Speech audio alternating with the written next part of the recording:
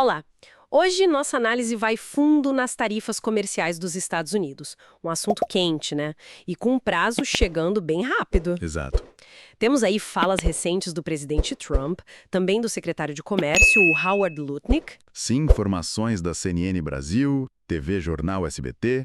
E a nossa missão aqui é entender como andam essas negociações, qual o impacto que se espera e o que está por trás, né, das manchetes. Vamos tentar desvendar isso. Com certeza. Vamos olhar os detalhes mais importantes e o cenário geral dessas políticas.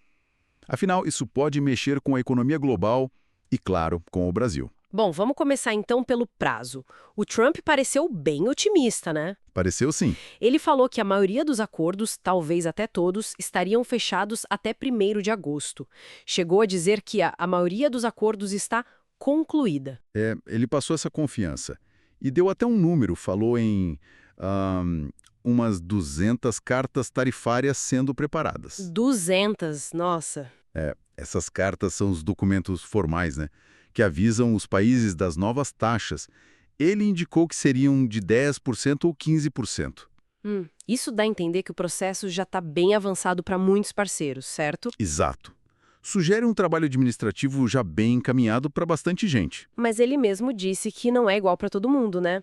Mencionou avanços com a China, Sim. mas também dificuldades com o Canadá. Chegou até a falar numa tarifa unilateral só para eles. E o Brasil, como fica nessa história?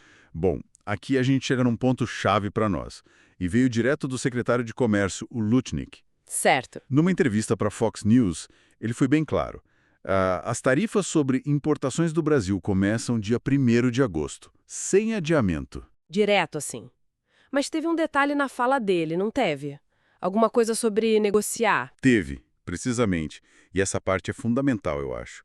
O Lutnick disse que mesmo com as tarifas valendo, o presidente continua aberto a negociar com as grandes economias. Muita gente leu isso como uma mensagem para o Brasil, sabe? Tipo, olha, a tarifa entra, mas a gente ainda pode conversar. É uma postura que, claro, gera bastante especulação. Interessante essa dinâmica. Quer dizer, confirma a tarifa, mas deixa uma porta meio aberta para depois. Não sou um pouco ambíguo? Talvez uma tática para pressionar mais. É uma ótima observação. Pode ser lido exatamente assim como uma tática de choque e conversa. Aplica a medida dura para, quem sabe, conseguir concessões que não viriam antes. E, ao mesmo tempo, sinaliza que não é um rompimento total. Talvez reconhecendo a interdependência ou só querendo manter alguma flexibilidade. É um jogo de força e diplomacia ao mesmo tempo. E falando em força, os números que o Lutnick apresentou são impressionantes. A previsão de arrecadação, né? Mencionou sim, e são cifras enormes.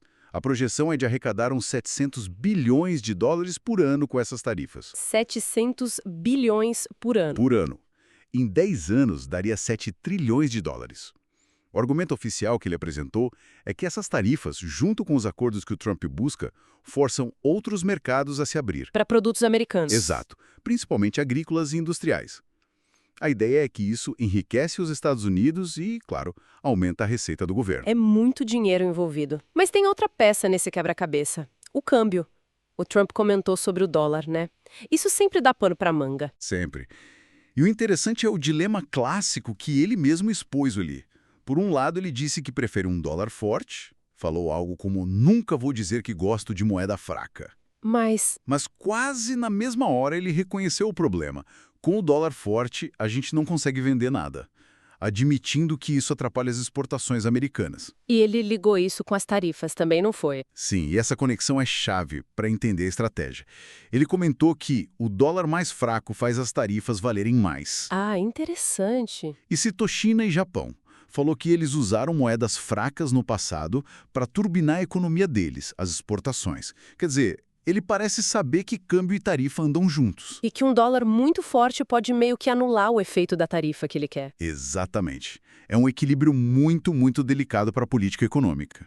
Mas confirmação de tarifa para o Brasil nessa data. Isso. Só que com essa brecha para negociar depois que a tarifa entrar em vigor, o que adiciona uma camada aí de... Estratégia, né? Com certeza. Soma isso às projeções de arrecadação gigantescas e esse dilema do dólar forte versus exportação. São esses os pontos cruciais na mesa agora. Acompanhar como essas negociações, especialmente EUA e Brasil vão se desenrolar com essa nova regra do jogo tarifa primeiro, conversa depois, vai ser fundamental para entender os próximos passos. E o impacto real, né? No comércio, na economia. E fica a pergunta para a gente pensar. Se essa porta da negociação continua mesmo aberta, depois das tarifas, qual seria a estratégia mais vantajosa para um país como o Brasil? Negociar sob essa pressão ou buscar outros caminhos? Fica a reflexão. Até a nossa próxima.